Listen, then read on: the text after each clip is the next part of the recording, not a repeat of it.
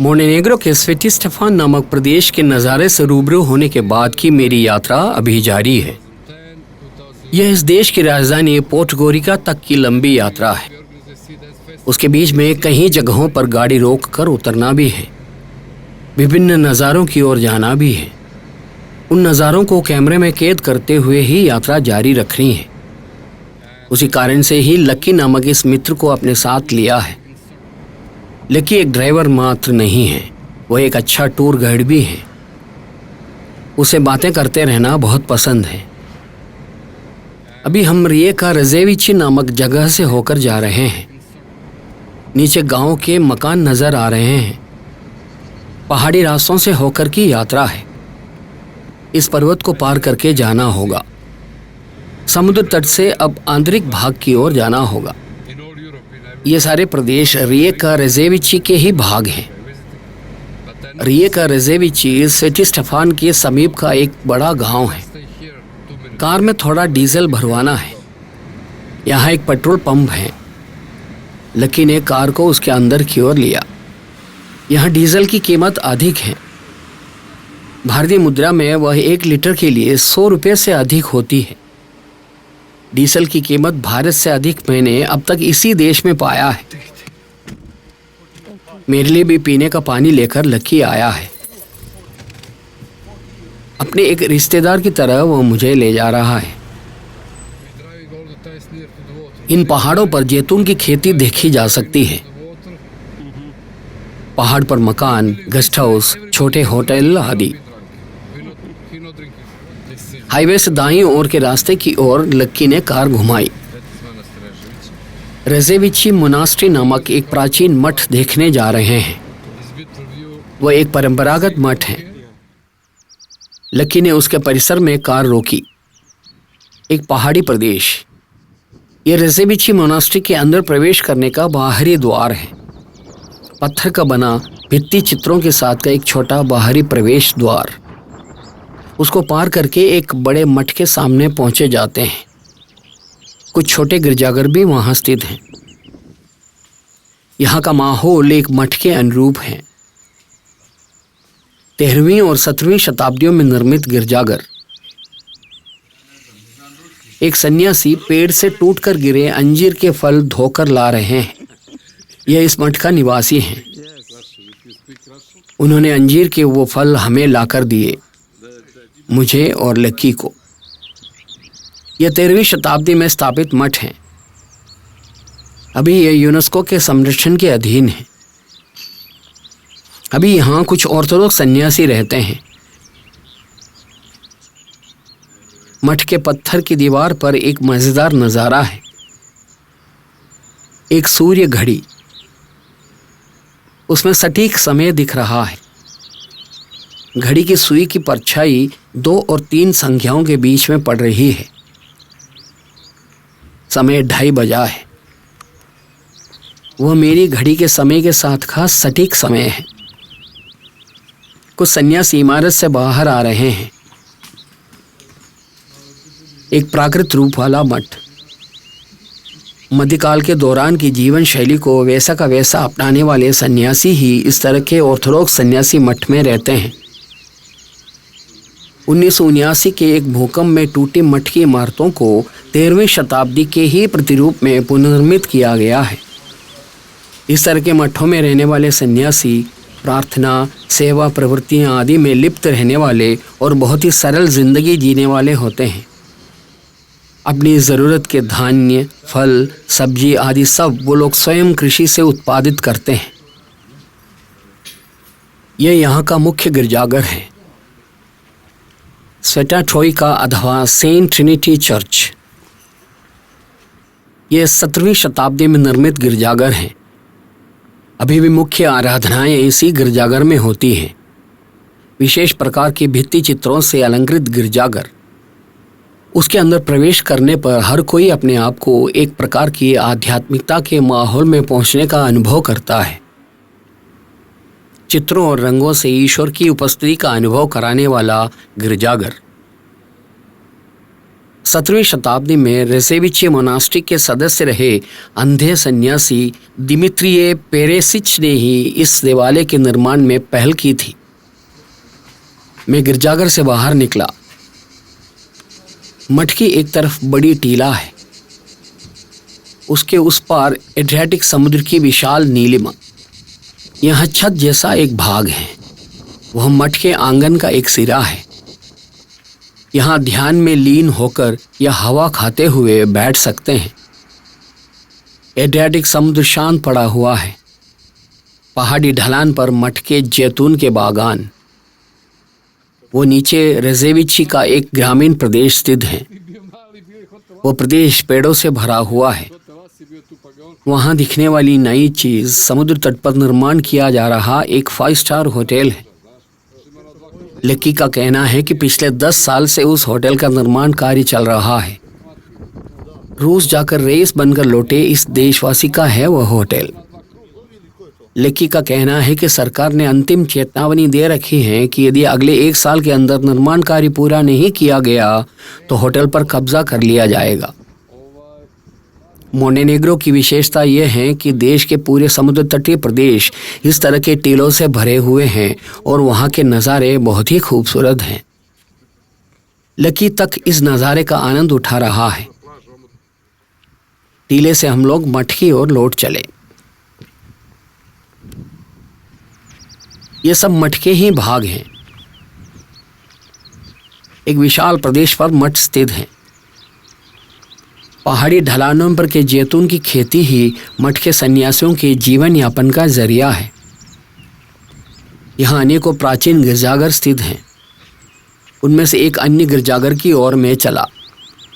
13वीं शताब्दी में निर्मित गिरजाघर। वास्तव में यह एक विरासत संपत्ति है। शताब्दियों पुराने अनेकों चित्र नष्ट हो चुके हैं। यह मठ के आरंभ काल में निर्मित गिरजाघर हैं। तुर्कियों के आक्रमण से एक बार पूरी तरह से तबाह हुआ गिरजाघर।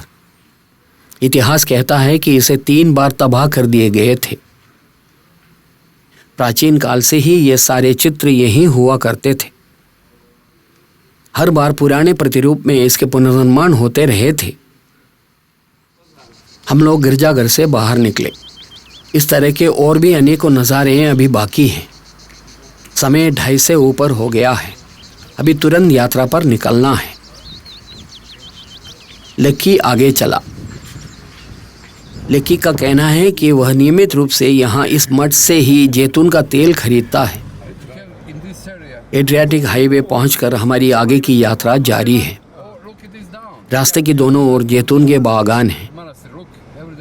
जैतून को ऐसे देशों के कल्प वृक्ष कह सकते हैं। जैतून का एक पौधा लगाए जाने के बाद वह केवल एक पीढ़ी को उसका फल नहीं देता है। 10 से 12 पीढ़ियां जैतून के उस पौधे का फल पाते हैं। 2000 से अधिक वर्षों से एड्रियाटिक के किनारे के इन पर्वतीय प्रदेशों में जैतून की खेती हो रही है। लकी ने एक प्रदेश में ले जाकर गाड़ी रोकी। यहाँ नीचे एक बड़ा शहर नजर आ रहा है, पेट्रोवाच नामक शहर। पर्यटन के माध्यम से बहुत तेजी से बढ़ रहा एक तटीय शहर है पेट्रोवाच। अनेकों होटल और रिसोर्ट्स वाला एक प्रदेश। पूरी पहाड़ी ढलान पर वो व्याप्त हैं।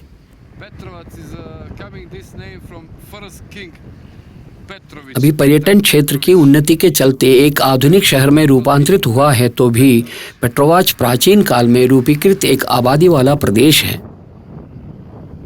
पहले प्रदेश कास्टेल लास्टवा नाम से जाना जाता था।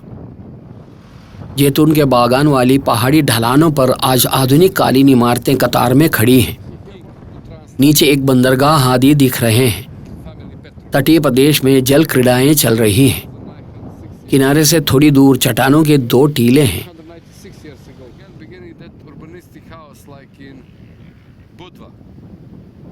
इतिहास कहता है कि 2000 वर्ष पहले रोमा साम्राज्य काल के दौरान ही यहाँ एक बहुत बड़ा आबादी प्रदेश हुआ करता था। यहाँ ऊपर छज्जे वाली कंक्रीट की इमारतें होती तो दिखने में बड़ी अजीब लगती। सरकार ने यह नियम बना रखा है कि आधुनिक काल में बनने वाली इमारतों की छतों पर भी टाइल्स के छप्पर ही होने चाहिए। नगर नियोजन और पर्यटन योजना में सरकार का अपना एक दृष्टिकोण होने का सबूत है वह। हमारे देश में भी इमारतों के निर्माण से अनुबंधित इस प्रकार का नियम होना चाहिए। नियम का यह मतलब नहीं होता है कि इमारतें समुद्र तट से आधा किलोमीटर दूर बनाई जानी चाहिए। पर्यटकों को आकर्षित करना हो तो तट पर ही सारी सुविधाएं मुहैया कराई जानी चाहिए। ये सारे देश हमें वही दिखा रहे हैं। बनाई गई इमारतों को किस तरह से संरक्षित रखी जानी चाहिए, उनके कलात्मक रूप कैसे होने चाहिए आदि सबके नियम होने चाहिए। अमेरिका, इटली, फ्रांस आदि देशों में जो पर्यटन हमें देखने को मिलते हैं वो इसी तरह के होते हैं। पेट्रोवाच 1400 लोगों की आबादी वाला एक तटीय शहर है। तट से थोड़ी दूर पर स्थित चट्टानों के 2 टीलों में से एक पर एक गिरजाघर स्थित है, सेंट मिथिलिया चर्च। यह विश्वास किया जाता है कि जहाज के डूबने पर समुद्र से बचकर तट पर पहुंचे एक नाविक ने उस गिरजाघर का निर्माण किया था। वह पर्यटकों के द्वारा दौरा किए जाने वाला एक गिरजाघर है। हमारी यात्रा फिर शुरू हुई। मिथिलिया गिरजाघर वाले चट्टानों के टीले की अगली तरफ कैटिश नामक छोटा द्वीप है। उस नज़ारे से हम लोग फिर यात्रा पर निकले हैं। यहाँ से समुद्र तट छोड़कर आंतरिक प्रदेश की ओर की यात्रा शुरू हो रही है। इस पहाड़ के पार जाना है। पहाड़ी ढलानों पर के नज़ारे अभी भी जैतून के बागान ही हैं। दूर से देखने पर पहाड़ी ढलानों पर हमें बागान नहीं, जंगल लगा था। यहाँ बड़े पैमाने पर जैतून की खेती होती है। इस प्रदेश की मुख्य खेती जैतून और अंगूर की है। 8 शताब्दी पहले से ही ये सारे प्रदेश अंगूर की खेती और वाइन उत्पादन के लिए प्रसिद्ध थे। उस काल के दौरान पोर्टगोरिका जैसे प्रदेशों से कोटोर, बुडुआ जैसे तटीय शहरों की ओर लोग पहाड़ी रास्तों से होकर पैदल ही जाया करते थे। सुनसान प्रदेश। अब काफी दूर तक यह ऐसे ही होंगे। मोंटेनेग्रो नामक देश की जनसंख्या मात्र 8 लाख है। हमारे देश में एक जिले तक में उससे कहीं गुना लोग रहते हैं। मोंटेनेग्रो के आंतरिक प्रदेशों की पहचान वीरानापन है। यहाँ पहाड़ के ऊपर कई जगहों पर छोटे मठ स्थित हैं। कई आंतरिक गांव 1000 से भी अधिक वर्षों के ऐतिहासिक महत्व रखने वाले हैं, लेकिन अभी उन गांवों में 300 से 400 लोग ही रह रहे हैं। गांव में खेती लाभदायक नहीं होने की वजह से वो लोग पर्यटन पर आश्रित रहने के लिए प्रेरित होते हैं। कृषि भूमि के अंदर के छोटे मकानों के एक भाग पर्यटकों को किराए पर देने का ग्रामीण पर्यटन परियोजना की ओर सब लोग आकर्षित हो चुके हैं। छोटे कृषि भूमि के साथ उन लोगों के लिए वह भी आमदनी का एक मार्ग है। गांव में रहने के लिए अनेकों पर्यटक अभी भी यहाँ आते हैं। वह नीचे मोंटेनेग्रो नामक देश का समुद्र तटीय संरचना दिख रही है। वो दूर एक बीच है। एक तरफ लुसीप्से नामक आबादी वाला प्रदेश है। उसके आगे ओलियारिस्का नामक एक प्रदेश भी है। हम लोग जिस हाईवे से होकर ऊपर आए थे वो नीचे से होकर जा रही है। यहाँ से बहुत ही सुंदर नज़ारा देखने को मिल रहा है। ये लुसीप्से प्रदेश है। उसी शहर से होकर मैं पिछले दिन एक बस में बार शहर से बुडुआ की ओर गया था। उसके और ओलियारिस्का के बीच में एक लंबा बीच। वहां का समुद्र तट बहुत सजीव है। मोंटेनेग्रो के अन्य समुद्र तटीय शहरों की तरह ओलियारिस्का, लुसीप्से आदि भी पर्यटन के क्षेत्र में बहुत तेजी से बढ़ रहे हैं। यहाँ की प्रकृति बहुत ही स्वच्छ और सुंदर है। मोंटेनेग्रो के अधिकांश भूभाग ऐसे ही होते हैं। कार में प्रवेश करके हम लोग फिर से पहाड़ के ऊपर की ओर जाने लगे। अभी तो और भी अनेकों नज़ारे हमारे इंतज़ार कर रहे हैं।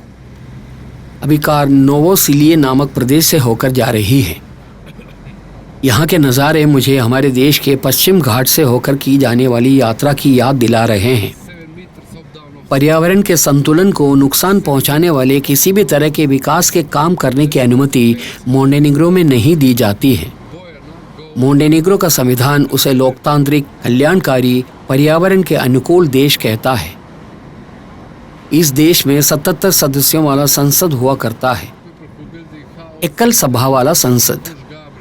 उसके सदस्यों को 4 वर्ष में एक बार सीधी जनता ही चुनती है। सर्बिया की तरह पूर्वी रूढ़िवादी संप्रदाय के ईसाई समाज ही मोंटेनेग्रो के भी प्रबल जन विभाग हैं। जनसंख्या में 72% वो ही लोग हैं। 3.5% कैथोलिक्स भी हैं। जनसंख्या में मुसलमानों की प्रतिशत 18 है। 1990 के दशक तक लगातार जातीय दंगे होते रहे देश है मोंटेनेग्रो। देश की स्वतंत्रता के बाद जनता एकजुट होकर विकास को एकमात्र लक्ष्य मानकर आगे बढ़ रही है। पहाड़ी ढलानों पर अलग अलग गांव नजर आ रहे हैं। जैतून, अंगूर, एप्रिकॉट, मलबरी आदि की खेती करने वालों के गांव। ऐसे जाते हुए रास्ते के किनारे पर एक स्मारक नजर आया। मैंने वहां गाड़ी रोकने के लिए कहा। लक्की ने गाड़ी रोकी। यह दूसरे विश्व युद्ध का एक स्मारक है। इस छोटे गांव में युद्ध के दौरान शहीद हुए लोगों के नाम स्मारक के ऊपर उकेरे हुए हैं। तलहटी में एक छोटा गांव, वह ग्लूहिडो नामक प्रदेश है। चारों ओर अंगूर के बागानों वाला एक गांव है। वह बहुत कम मकानों वाला एक गांव। देखिए कि वह कितना सुंदर है। वह एक कृषि भूमि पर स्थित मकान लगता है। पर्यटकों के लिए गेस्ट हाउस भी वहां है। पर्यटकों को पहाड़ के ऊपर के उस गांव के स्वच्छ एवं सुंदर वातावरण में ठहरने के अवसर वहां के लोग प्रदान कर रहे हैं। वहां रहते हुए पहाड़ चढ़ने जा सकते हैं, अंगूर के बागानों की ओर जा सकते हैं, स्कादर झील भी जा सकते हैं। वो दूर स्कादर झील दिख रहा है। हम लोग उस ओर ही जा रहे हैं। वो काफी दूर है। अब गाड़ी चलाकर वहां पहुंचना है। डिनारिंग आल्प्स के तहों पर स्थित गांव बहुत शानदार हैं। शुद्ध प्रकृति, वातावरण। यह देश हमें यह सिखा रहा है कि देश को कोई नुकसान पहुंचाए बिना पर्यटन को कैसे चलाए जा सकते हैं। मैं ये सोच रहा हूं कि हमारा देश अब कब इन सबको आंखें खोलकर देखेगा।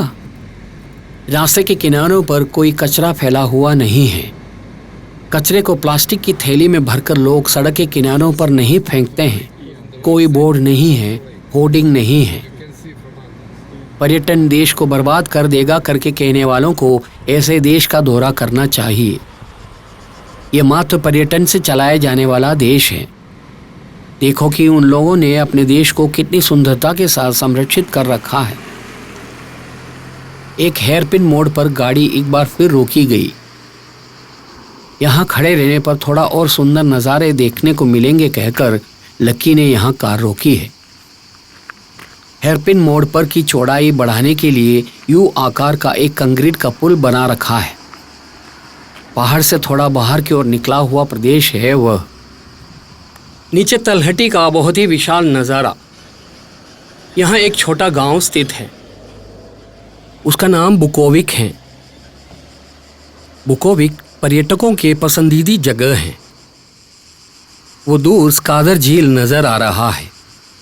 मोंटेनेग्रो के ही सबसे प्रमुख शुद्ध जल वाला झील है वह। उसकी चारों ओर बड़े पर्यटन केंद्र हैं। यह बुकोविक गांव है। यहाँ के होम स्टेस में ठहरकर प्रकृति के साथ जुड़े हुए विभिन्न पर्यटन प्रक्रियाओं में शरीक होने के लिए अनेकों लोग उस गांव में आते हैं। वहाँ के कंट्री हाउस बुकोविक नामक होम स्टे बहुत प्रसिद्ध है। गांव की जिंदगी और वहाँ से की जाने वाली छोटी यात्राएं बहुत ही सुंदर अनुभव प्रदान करने वाली होंगी। शहरों में स्थित बड़े होटलों में ही नहीं बल्कि गांव में भी सैकड़ों की संख्या में पर्यटक आते हैं। वहाँ रहकर ग्रामीण कृषि जीवन देख सकते हैं, पर्वतारोहण के लिए जा सकते हैं, बोटिंग कर सकते हैं। पहाड़ी श्रृंखलाएं कितनी सुंदर हैं। हमारे देश की सह्य पर्वत श्रृंखलाएं भी ऐसी ही हैं। मुझे लगता है कि सह्य पर्वत पर स्थित प्रत्येक मकान को पर्यटन केंद्र में तब्दील किए जा सकते हैं। मोंटेनेग्रो की तरह हम लोग भी क्रियात्मक पर्यटन को बढ़ावा दे सकते हैं। रास्ते के किनारे पर के फल बेचने वाले से लकी हालचाल पूछ रहा है। उस बंदे को हर समय किसी न किसी से बात करते रहना होता है। अभी तो और भी अनेकों नज़ारे हमारा इंतज़ार कर रहे हैं। मोंटेनेग्रो में मेरे लिए बचे हुए दिन में जितने हो सके उतने नज़ारों को अपने कैमरे में कैद करने के लिए मैंने अपनी यात्रा जारी रखी है।